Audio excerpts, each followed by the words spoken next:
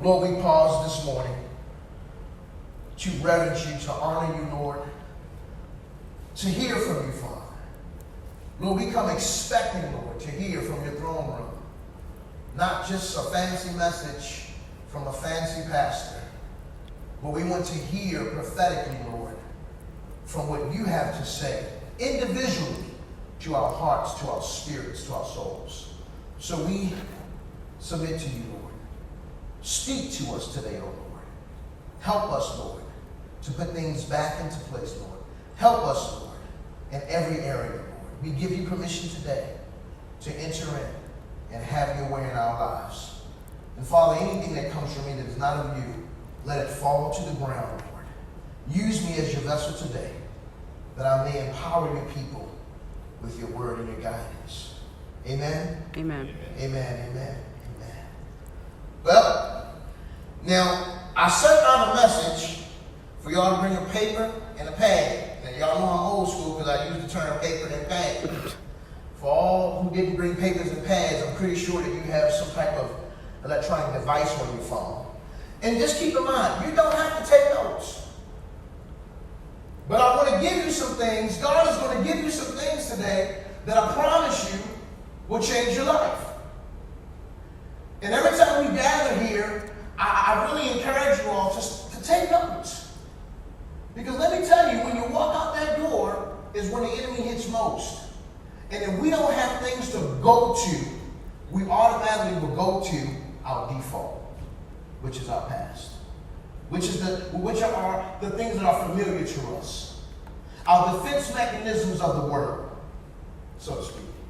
But if we have some word, if we have some power, if we have some nuggets from God's throne room, then we can really use those as spiritual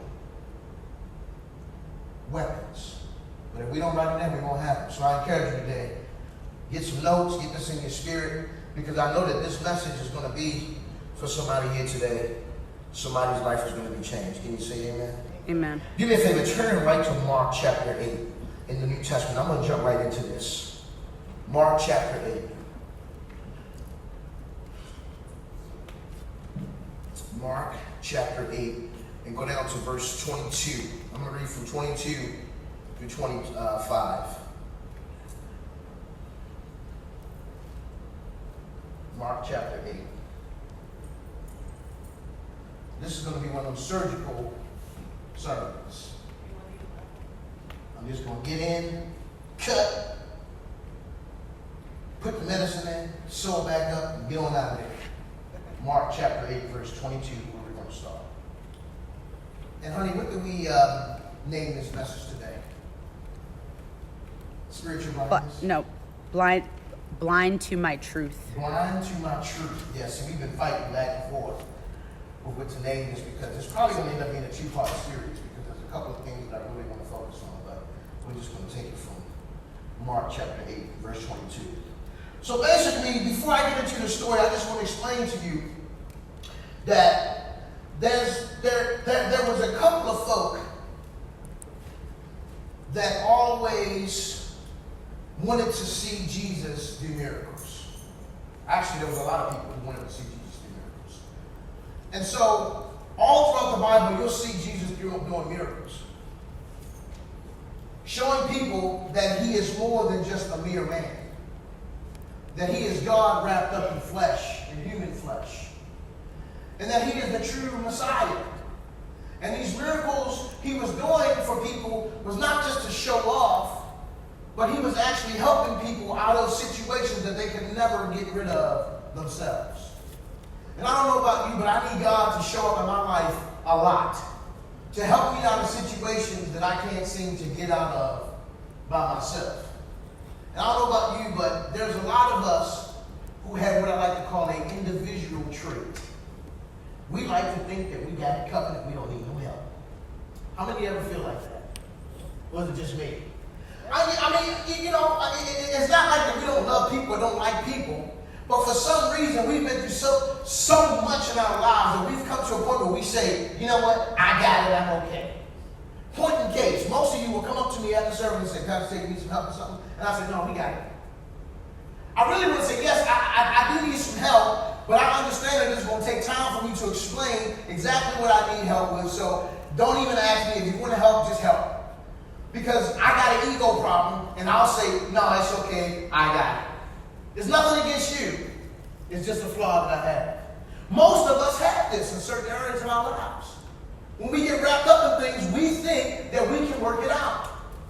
Based on our perspective and our worldview, that's how we handle and address things as they come. We don't want nobody to help us. It's quiet here, so maybe I'll just keep going forward. I'm all in your business today. It's all good. So if you look at Mark 8, verse 22, this talks about Jesus as he is set out to heal a blind man. So the people bring a blind man to Jesus. Let me just read it to you. Verse 22 says, so when they arrived in Bethsaida, some people brought a blind man to Jesus, and they begged him to touch the man and heal him. And Jesus took the blind man by the hand and led him out of the village. Then, spitting on the man's eyes, he laid his hands on him and asked, can you see anything now? The man looked around and said, yes. He said, I see people, but I can't see very clearly. They look like trees walking around.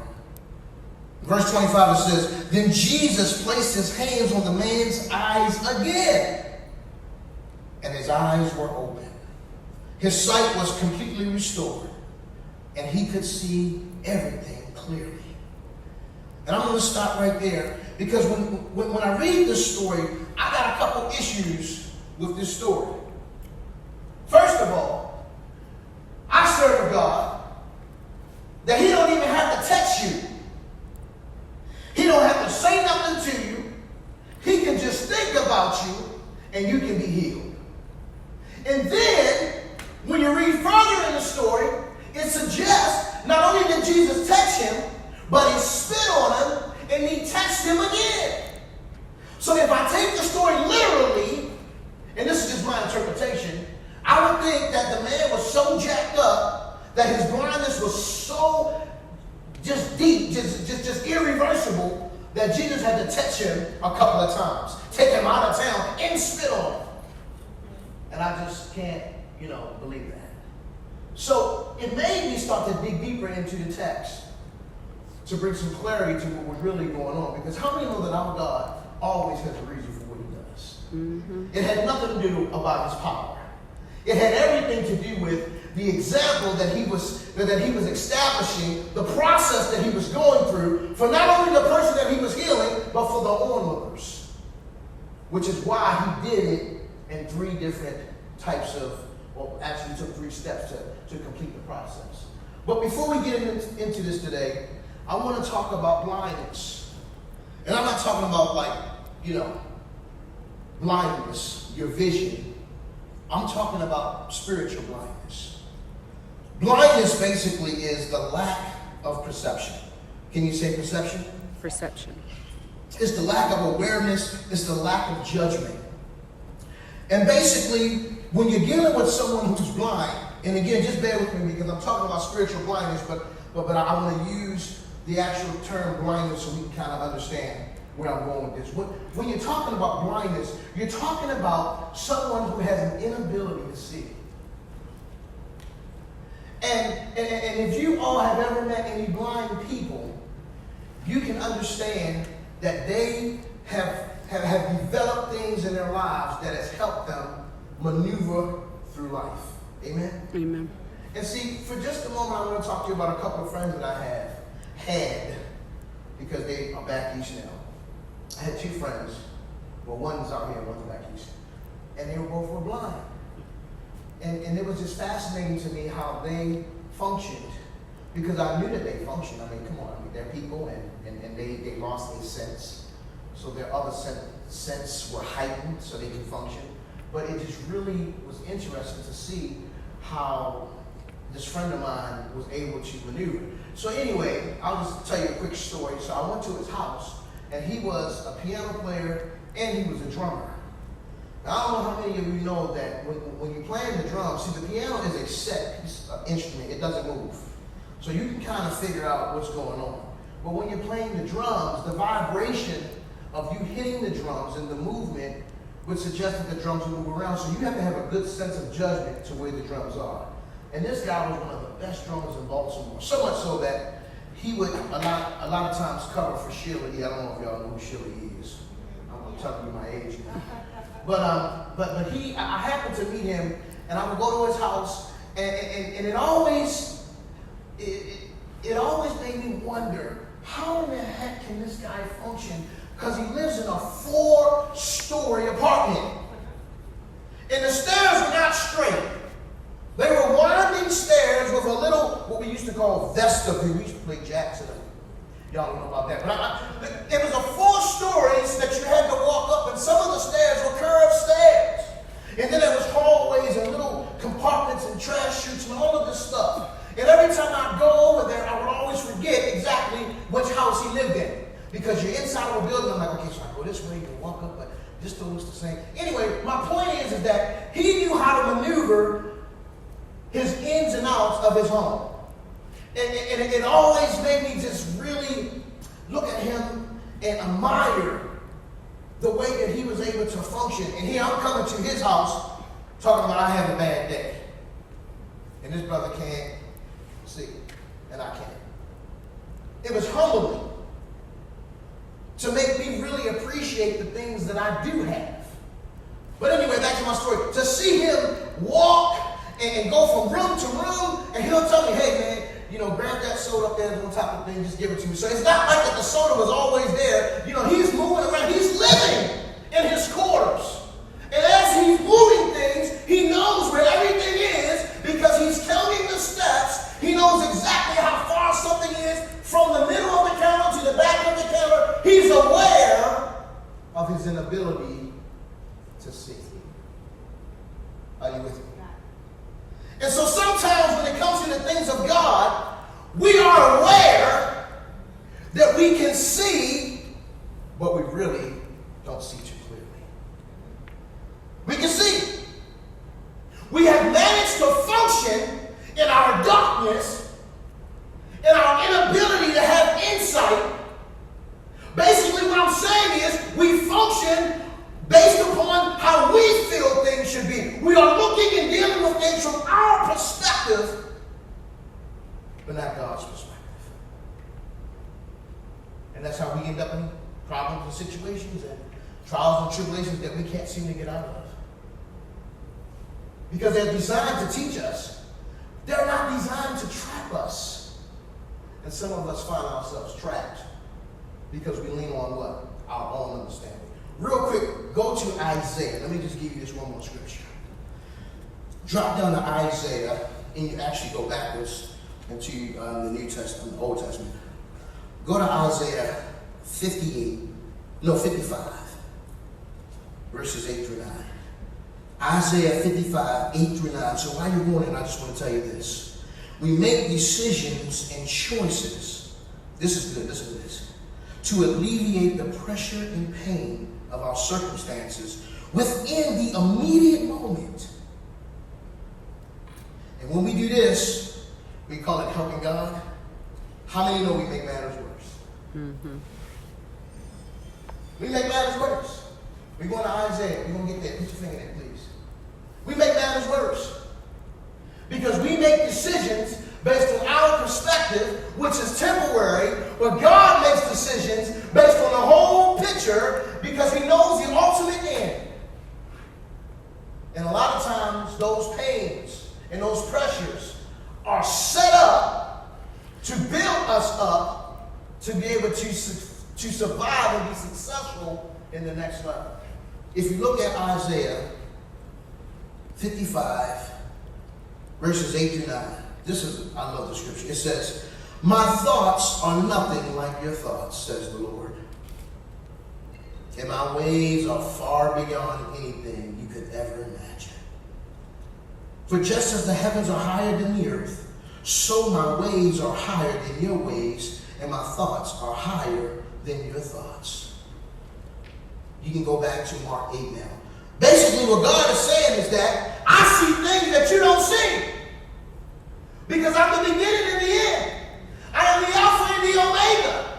We make life decisions and choices based on our temporary problems.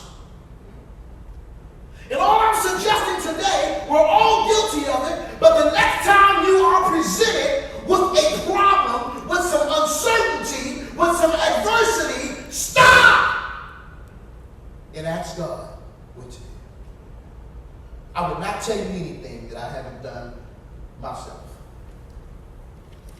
And I'm going to tell you right now, I don't like to do that. I do it because I know I have to. I do it because I know based on my history of doing that, what God has brought me through. But when something does not go right in my workplace or my family or wherever I am, I just want to respond. I want to react. I want to just do what my flesh loves to do. My wife will tell you, I wish I was always with her when she was, approached with a problem. Or a problem person. She'll come home and tell me, I was on a long day, and this guy, he cut me off. And the first thing that comes to my mind is, I wish I was there. Yeah, Lord, I wish I was there. I've been practicing, Lord. I've been practicing how to address this thing without, losing my Christianity, but I got to let go of my ego. And every single time, we've been married for 24 years, I've only probably been in a situation once or twice that I had to be there, step up. Other than that, everything that she's dealt with, I have never been there. And it's not that she can't handle herself. It's just that, I want to be there to address it. What you said to my wife? You said what? Yeah, I know. I know I'm a pastor, but don't forget what I was saved from. I'm still flesh. I will, oh my goodness, I will kneel down on my knees and pray for you the hardest I can. It's ego. When you are faced with something, because you will be faced with multiple things all the time, and I call it the perfect storm. It's not that we can't handle individual things, but it's when the individual things team up and wrap themselves up in a title called a team. And usually they have on green, or silver, and black. Anyway, they get together in a team and they hit you all at once. And we call that a perfect storm. And when we get hit with a perfect storm, instead of going to God, if it's one thing, we can say, okay, let me pray about this. We get one phone call, we're like, before I do anything, my head hurt. And it's in the front, so that's like a migraine. If you get a headache in the back, it's your blood pressure. Before I, respond or react, let me pray about this. But when you got that same incident times 12, right, in the wee hours of the morning, we instantly go into automatic mode. Fight or flight, right? Instantly. When our stress threshold gets to a level where it's overflowing, our body automatically jumps into defense mode. And it goes to do what it's used to do. And if we don't retrain it, it's going to do fleshly things. We have got to get to a place where we control our bodies, our minds, and our souls. It takes practice. And most people will tell you, when it hits you, the first thing that your ego says to you, you ain't nothing but a punk. Look at you on your knees, calling out to Jesus. Yeah, that's exactly what I'm doing, because I know the history of calling out his name has always placed me above this situation. Sometimes our situations seem like that they're bigger than God, but really we need to understand that God is bigger than our situation. I know you heard that before, probably on a t-shirt, but I need to say it sometimes over and over and over again, because we forget. How often do we forget? I'm off of my notes right now, but I don't care. I just want to tell you, I get so upset, not at you, but at me, because I got the answer. I have the answers. For whatever comes my way, I know I can escape it. I know I can beat it. I know I can overcome it. But for some reason, I believe that I can. Okay.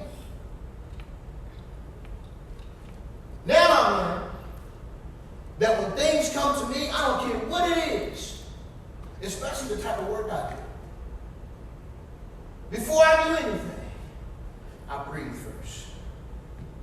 I go, you heard they laying people off today. And I'll be like this. Because that gives me the opportunity to let the Holy Spirit inside of me says, don't worry about it, because this place does not provide for you. It's the God the Father that provides for you. So you better rejoice and tap into that joy, because if this place is coming to an end, then God got something better. That's right. And that's true.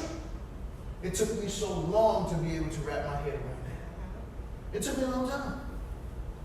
Walking to work on eggshells every day. Throwing up physically. Because I don't know what's going to happen when I walk in the job. What they going to do. Man, when I was selling cars, let me wear a wrong color tie. They send me home and tell me, don't come back. Living like that, man, I had ulcers and all kinds of stuff. And I finally got to a place in my life about 10 years later where I just said, you know what? I'm going to breathe first. I'm going to let God do what he promises he'll do. Are you getting this? That's my introduction. So I'm going to go ahead and continue. See, the problem is when we learn, when we lean on our own understanding, we only see the immediate. And God doesn't want us to do that.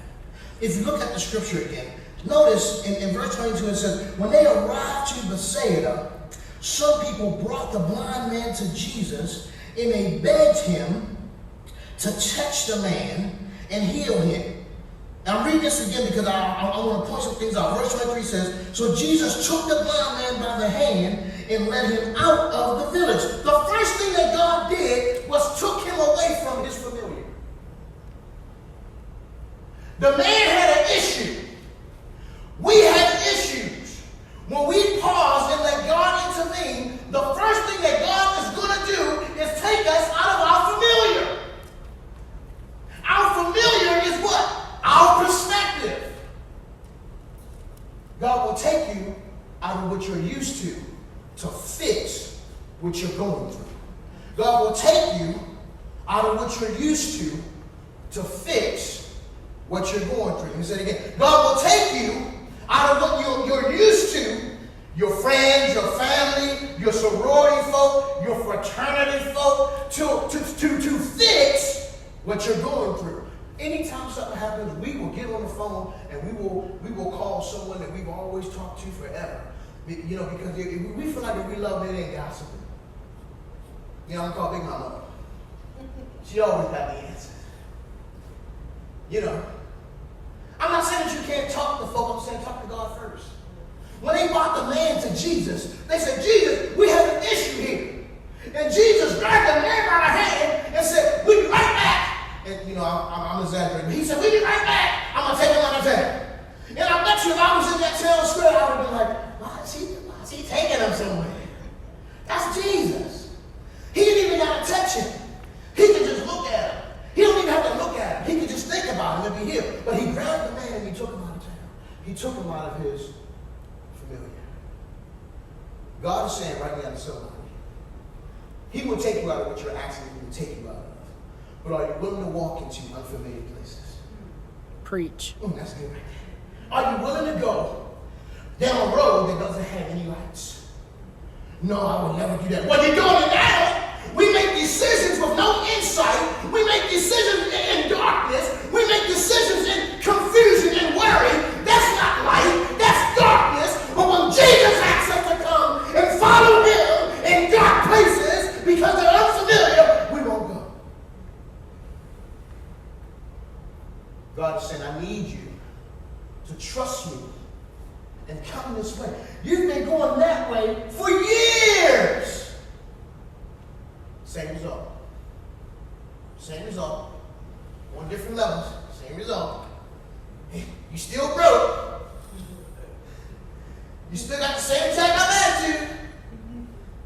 This is your 5th job and everybody's still acting the same.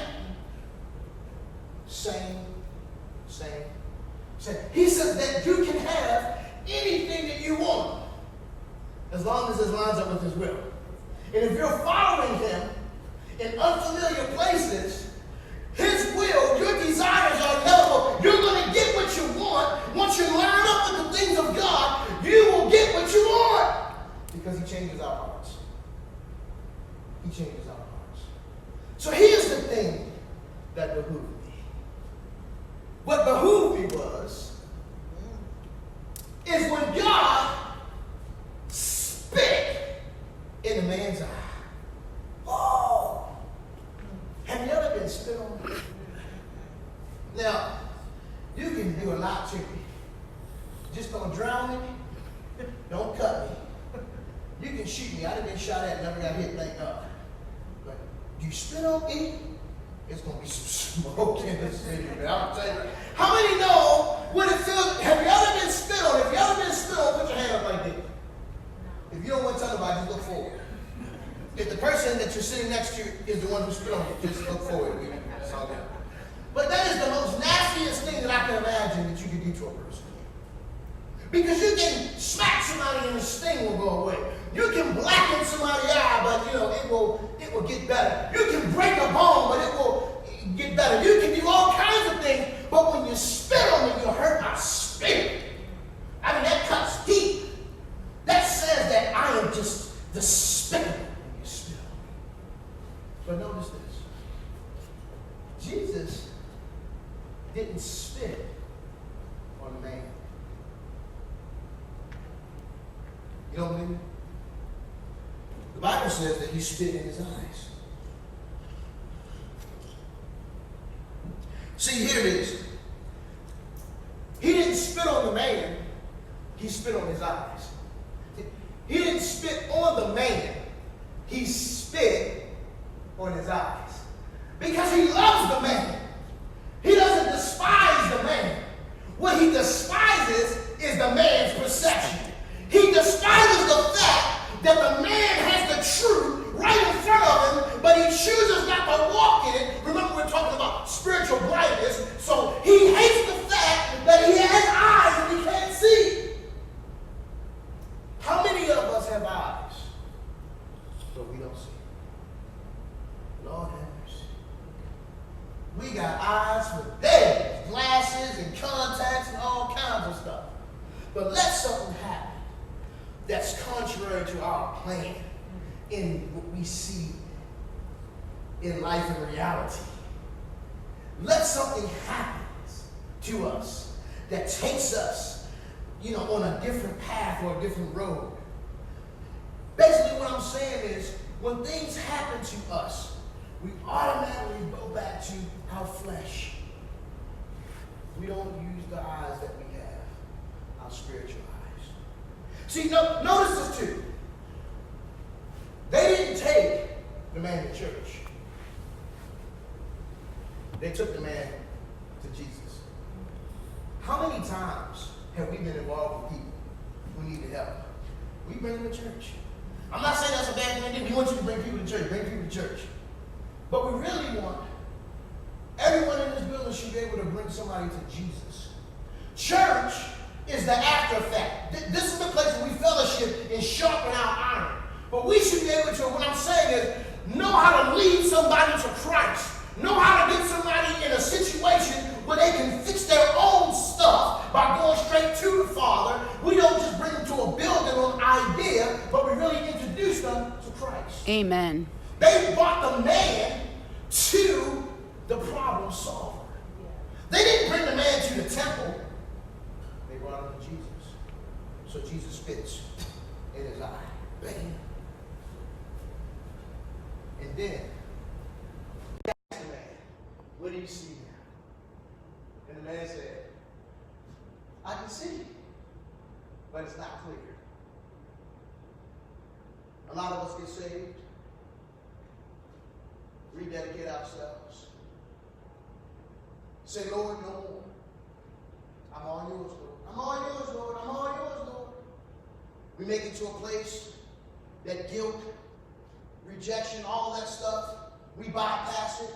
We get to the altar, and we say, I'm all yours, Lord. We surrender. We get the truth. And then when when something happens, we turn and we go back to our old stuff. God touched the man. The man said, I can see, but not clear. So he touched him again. And then the man see clear. God wants to touch us again. How many times you need to be touched? Guess what? God don't care. Mm-hmm. He said, come on down. Rededicate yourself. Let me keep touching you. I'll touch you again. I'll touch you. My grace is sufficient. Let me touch you. Let me touch you. Let me touch you. But it's our egos that stops us from being touched. I got touched before. February 4th, 1923. I've been touched. I ain't going down on an altar call. Sure. I'd have been through that before. Well, if you're jacked up from the floor up and you need a touch, come and get a touch. God says, sometimes I need to touch you again.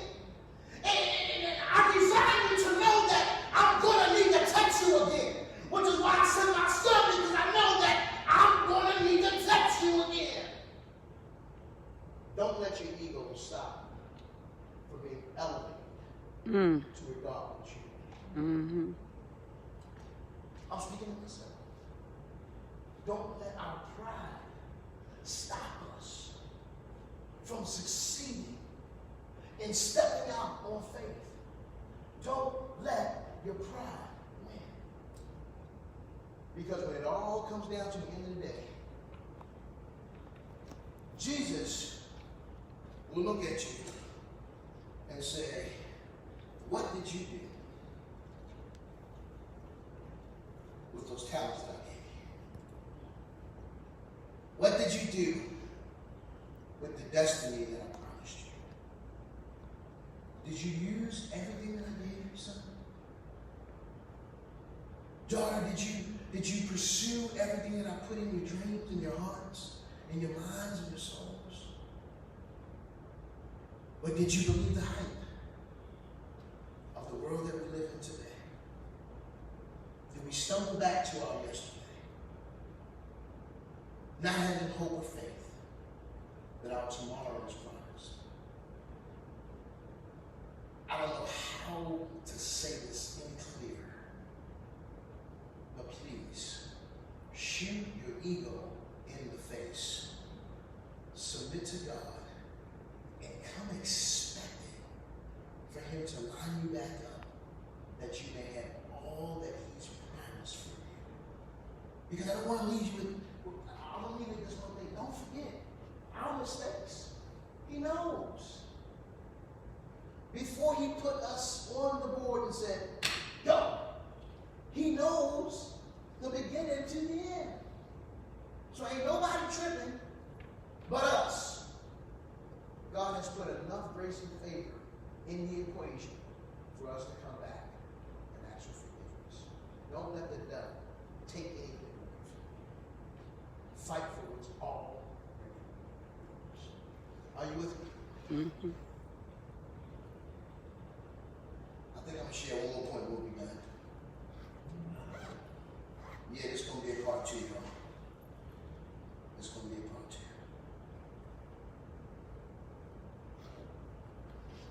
I do want to say one thing. I can jump over this and I'm going to go back. The one thing that the man said to God was that, let me find it for you.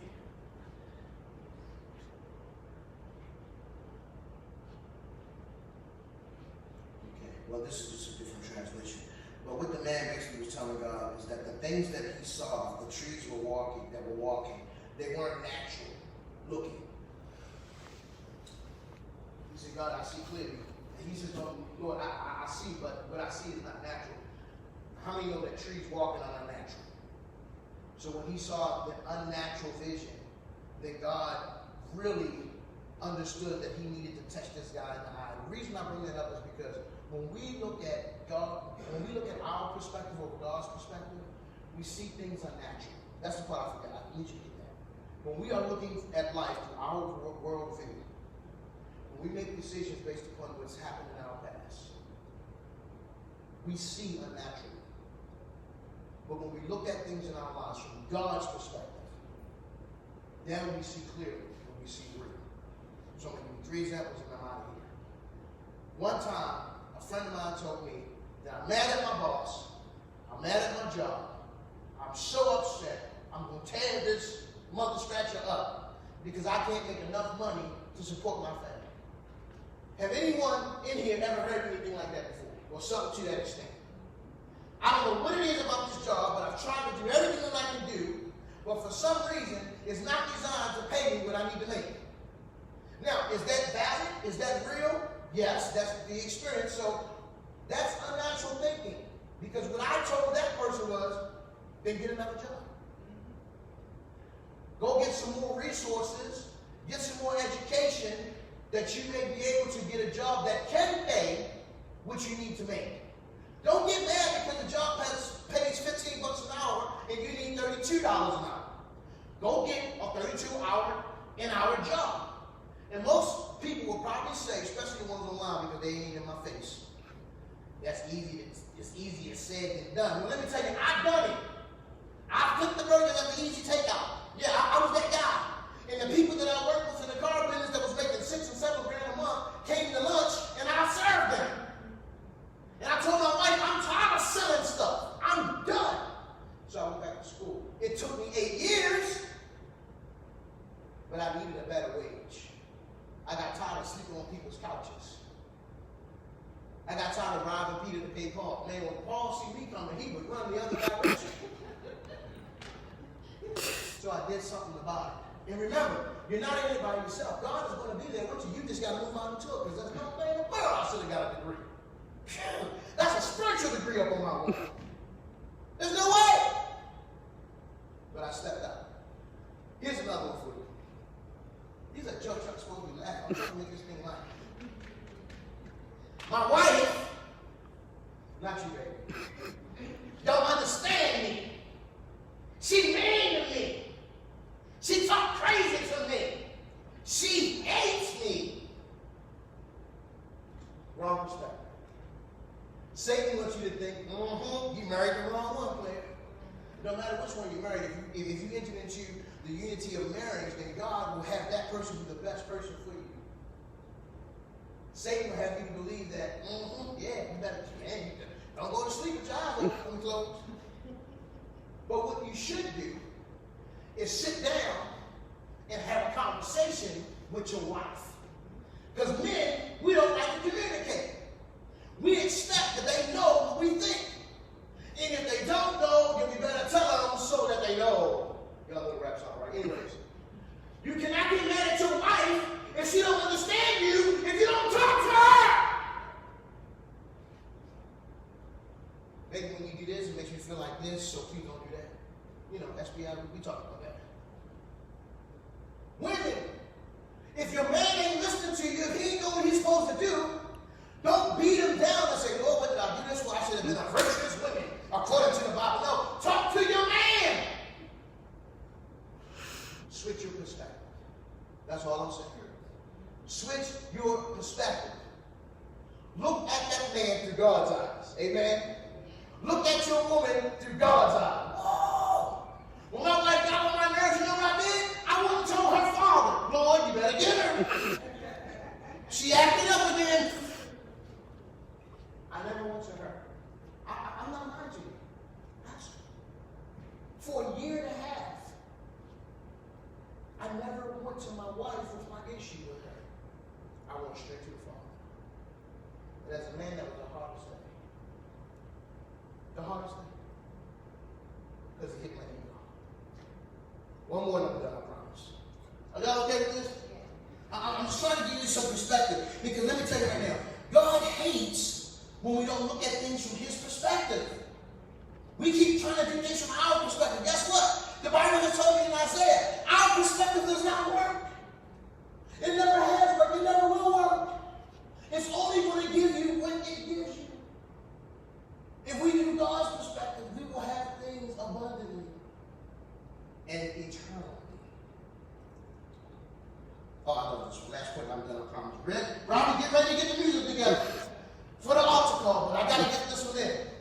This is for the young folk. I hate my parents. They are so mean to me.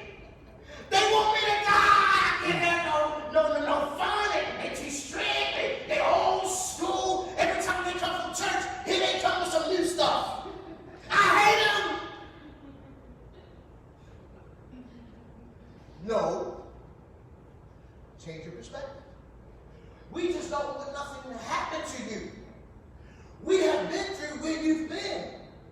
We have had the scares of life that we never thought that we were going to make it from point A to point B. And then eventually, 15 years down the line, here you are, and we don't want you to go through that stuff. So that's why we tell you, be in the house by 10. My mom used to say, when the street lights come on, you better be in the house. I'm like, Mom, but daylight saving time, it's still light outside. God's lights ain't go off. She said, are the complex lights on? Yes, they are. Well, that ain't coming out. But God's lights are on, like the sun is out. She said, no, I don't care. You come in the house when the lights come on. She would stand on the corner. And this is what my mom would do. I wish I had my effects working right now. She would love this. She would go, take on. You know that commercial? Rico. That's what my mom would do. And I'm dating. I'm big now. I got muscles. They be like, hey, bro, your mama called me. Can't you hear? And I would walk in the house and be like, did you hear my mama calling me? Ask my friends on my way home. We are hard on our kids because we know what this world is serving up for them. We know we've had enough experience with this enemy that we call Satan, that we have put some things in place that may seem strict. But believe us, we are not trying to kill you. We just want things to be better in your life. That's all. And then I promise I'm finished with this. Now, parents who are doing this stuff, we have to still do it with the balance. We got to do it. We got to discipline our children with a balance. But sometimes we get overboard. And we don't leave room for God to come in and do what He's got to do. Remember, we just babysitting them on earth. They're God's. And when they get you out of hand, you pick up the ring phone and say, Lord, you need to come down here and get Joshua. He is off the chain today. We laugh, we joke, but I'm serious. Why don't we go to our Father when our children are acting up beyond repair? When your car acts up beyond repair and tell you it's total, what do? Whether you got money or not, I got to go to the dealership, man. I got, this car here. We go back to the maker. But we don't do that with our kids. Stop letting the enemy say that it's over. It ain't over. I don't care what your kids are doing. I don't care what your husband is doing. I don't care what your job is doing. It doesn't matter. Whatever you're going through, I'm fed up with the fact that us, Christians, we don't stand strong and look in the face of adversity and say, you know who my Father is, and believe it. I serve a God who owns the cattle on 1,000 hills.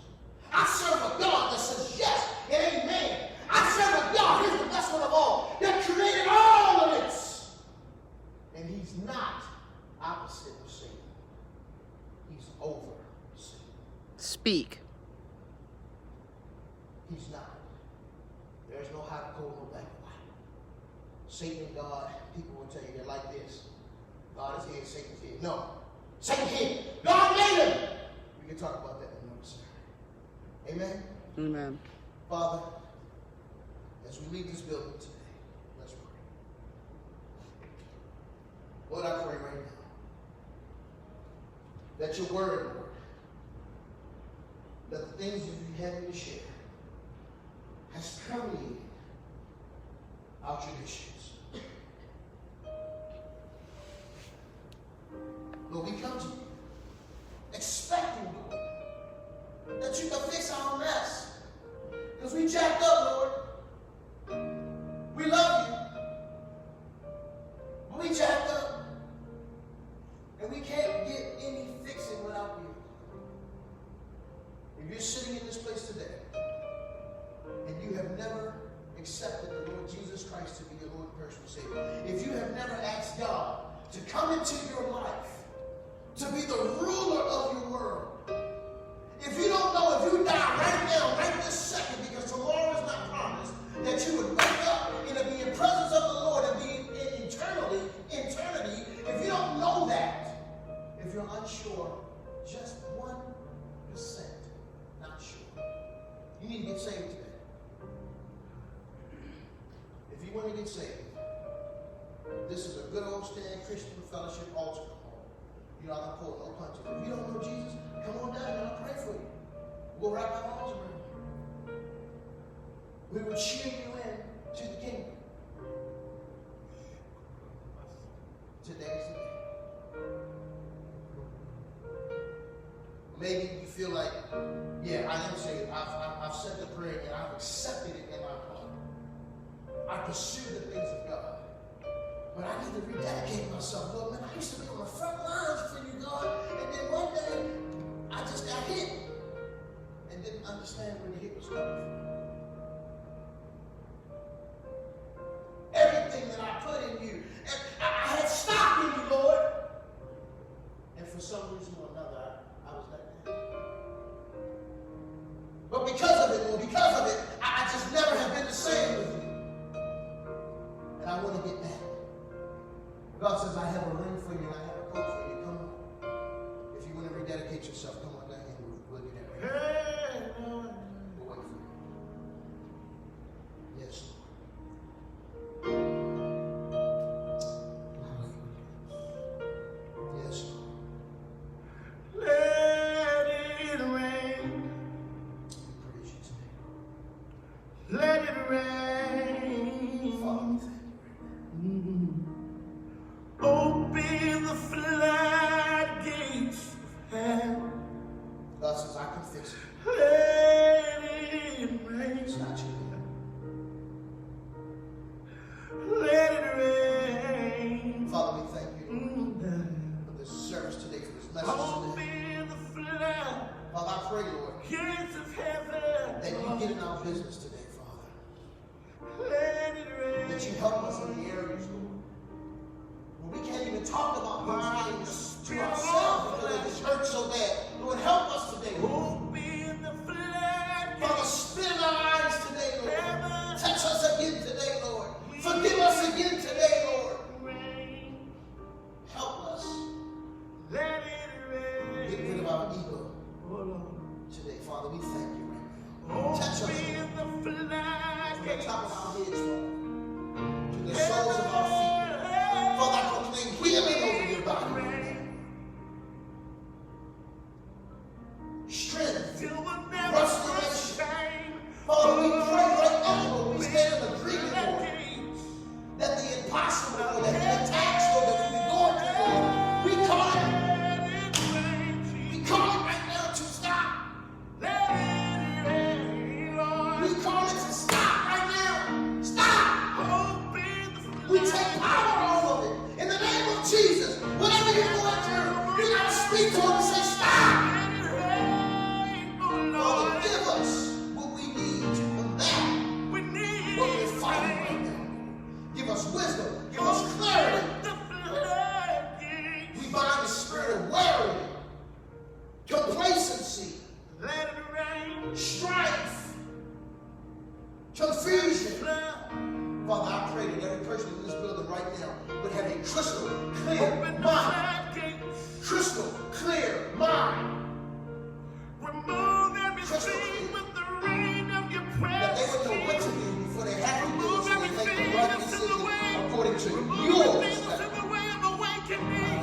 Father, we Remove give you everything permission that hinders your calling. to not only disrupt, Let it but rain. to repair, to restore everything that's been stolen. Rain on us, Jesus. 7 times 7 Hey, yeah. times 7. We receive it.